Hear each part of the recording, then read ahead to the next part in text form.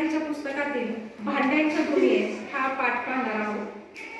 तुमच्या घरामध्ये अनेक वेगवेगळे प्रकारचे भांडी असतात आणि या भांड्यांविषयीची माहिती आपल्याला या पाठामध्ये दिलेली आहे. भांड्यांना सुद्धा एक वेगळ्या प्रकारचा इतिहास असतो. भांडी वापरायला सुरुवात कधीपासून झाली याविषयीची माहिती आज आपण या पाठात पाहणार आहोत. या ठिकाणी आपल्या या इंटरॅक्टिव्ह पॅनल बोर्डवर इथे आपला जो 5वा पाठ आहे भांड्यांच्या दुनियेत या पाठाची माहिती दिलेली आहे. पहा, आता आपण या पाठाला सुरुवात करूया. या पाठामध्ये पहा, पहिला जो परिच्छेद दिलेला आहे या परिच्छेदाच्या सुरुवातीला आपण वाचन करूया. उन्हाळ्याची सुट्टी सुरू होताच अरुण आणि आदिती पहा, दोन मुलांची या ठिकाणी नावं दिलेली आहेत. पहिल्याचं नाव आहे अरुण आणि दुसरी जी मुलगी आहे तिचं नाव आहे आदिती. ही दोघे भावंडे आहेत. पहा, आजी आजोबांकडे गावी पोहोचले. तिथे मामांची मुले त्यांच्या आतुरतेने वाट पाहत होती. आता काय, मुलांची नुसती धमाल. पहा, आता गावाकडे दोघेही जाणार होते आपल्या आजी आजोबांकडे आणि त्या ठिकाणी त्यांच्या मामाची जी मुले होती ती त्यांची आतुरतेने वाट पाहत होती. आता या ठिकाणी शब्द आलेला आहे. पहा, आतुरतेने. आतुरतेने याचा अर्थ होतो अतिशय उत्साहाने. आतुरतेचा अर्थ होतो उत्साहाने, आनंदाने. या ठिकाणी मी दाखवते तुम्हाला.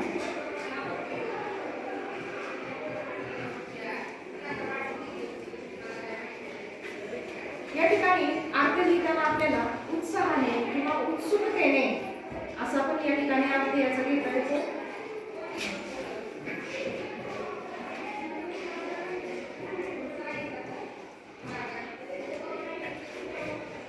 अतिशय उत्सुकतेने मामाची मुले त्या दोघांची वाट पाहत होती. यानंतर आता काय, मुलांची नुसती धमाल. आंबे, कलिंगडे, ऊस खाणे आणि विहिरीत पोहणे असा मुलांचा कार्यक्रम निश्चित असायचा. आता पहा, तुम्हाला सर्वांना माहितीच आहे गावाला गेल्यावर त्या ठिकाणी अनेक प्रकारच्या फळांची झाडे असतात आणि त्यामुळे सुट्टीच्या कालावधीमध्ये मामाच्या गावाला गेल्यानंतर तुम्हाला अनेक वेगवेगळ्या प्रकारची फळे त्या ठिकाणी खायला मिळतात. फळांचा आस्वाद घेता येतो. मग या ठिकाणी अरुण आणि आदिती यांनी कोणत्या प्रकारची फळे खाल्ली?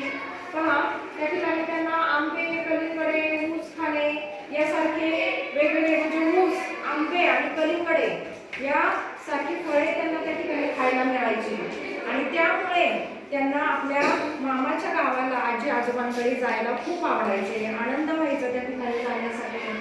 त्यानंतर त्यांचा आणखी एक कार्यक्रम असायचा आणि तो म्हणजे विहिरी पोहणे. हा त्यांचा कार्यक्रम असायचा आवडता.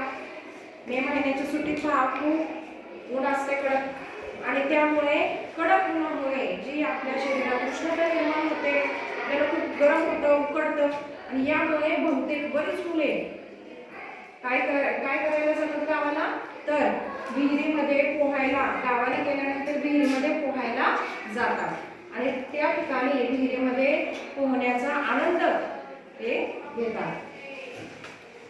त्यानंतर उन्हामुळे आजी त्यांना दुपारी घराबाहेर जाऊ द्यायची नाही.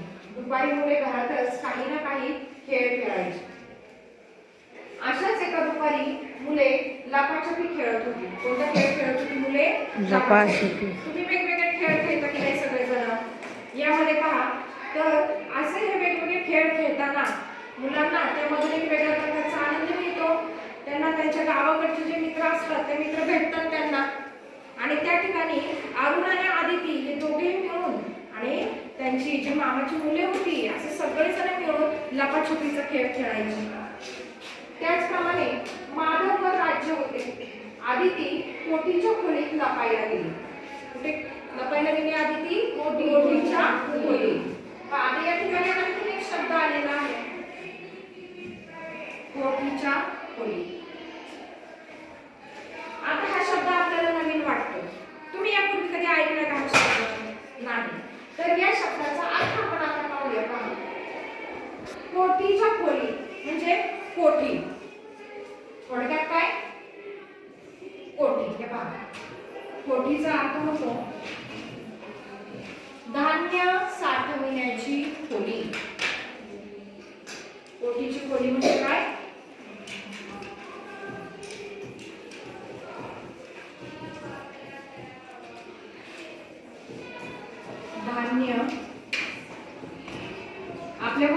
सगळ्यांनी हा अर्थ लिहून घ्यायचा आहे.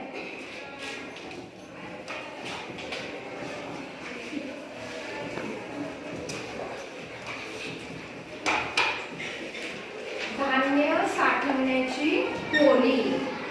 आता पहा, ही जी पोटीची खोली होती, या खोलीमध्ये लपायला कोण गेली? आदिती. आणि लपाछपी या खेळामध्ये राज्य कोणावर होते? माधव राज्य होते. आता माधव आदितीला शोधण्यासाठी गेलेला आहे. तर आपण सापडू नये माधवला म्हणून आदिती कुठे लपली होती? कोठीच्या खोलीमध्ये. तर लपाछपी खेळताना तुम्हाला माहिती कुठे अनेक वेगवेगळे ठिकाण वेगवेगळे जागा शोधतात. आपल्या घरामध्ये, घराच्या बाहेर, जिथे सापडेल त्या जागी जाऊन लपतात. तर अशा प्रकारे या ठिकाणी लपाछपी चालू झालेली होती. यानंतर काय झालं? मराठी पुस्तकातील भांड्यांच्या दुनियेत हा पाठ पाहूया. भांडी हा मानव. आता लक्ष द्या. आदिती कोठीच्या खोलीत लपायला गेली. तेवढ्यात तिचे लक्ष कोपऱ्यात ठेवलेल्या जात्याकडे गेले. कुठे गेले तिचे लक्ष? कोपऱ्यामध्ये ठेवलेल्या जात्याकडे. जुन्या वस्तू, आडवळीच्या वस्तू. आता चित्र या ठिकाणी तुम्हाला दिसतंय सगळ्यांना. या चित्रामध्ये इथे एक जातं ठेवलेलं आहे. काय आहे? जात. पूर्वीच्या काळी प्रत्येक घराघरामध्ये अशा पद्धतीचे जाते ठेवलेले होते. या जात्याचा उपयोग धान्य दळण्यासाठी मोठ्या प्रमाणात केला जायचा. तर आदिती कोठीच्या खोलीत लपायला गेली. तेवढ्यात तिचे लक्ष कोपऱ्यात ठेवलेल्या जात्याकडे गेले. तिने पहिल्यांदाच जाते पाहिले होते. हे काय आहे? तिला एक प्रश्न पडला की हे जे ठेवलेलं आहे कोपऱ्यामध्ये हे काय आहे बरं? तिने यापूर्वी कधीही जाते पाहिलेले नव्हते. असे कुटकुटत तिने आपल्या भावंडांना कोठीच्या खोलीत बोलावले आणि जाते दाखवले. त्यांच्याकडे पाहून जात्याने स्मितहास्य केले. या ठिकाणी हे जे जाते आहे आणि या खोलीमध्ये हे जाते ठेवलेले आणि इथं पहा खूप सारे मुले तुम्हाला दिसत आहेत. मुली पण आहेत त्यामध्ये. आणि हे सगळे आश्चर्याने कोणाकडे पाहत आहेत? जात्याकडे. आणि जात सुद्धा त्यांच्याकडे पाहून काय करत आहे? स्मितहास्य करत आहे. आनंदाने हसत आहे जाते. आणि त्यानंतर आता हे जे जाते आहे जाते, या जात्याला डोळे दिसतात आहे आपल्यासारखे, नाक आहे, तोंड आहे. त्याला पण धरायला काय दिसतोय या ठिकाणी? दांडा दिसतोय. त्या दांड्याला धरून अशा पद्धतीने गोल त्या जात्यामध्ये आपण ते जातं फिरवून त्यामध्ये धान्य दळू शकतो. आणि आता जाते स्मितहास्य करून मुलांकडे पाहत आहे. आणि आता मुले आणि जाते यांच्यामध्ये काय संबंध होतो ते आपण काय बोलतात याची माहिती या पाठामध्ये दिलेली आहे. ती माहिती आपण आपल्या पुढच्या तासाला पाहूया.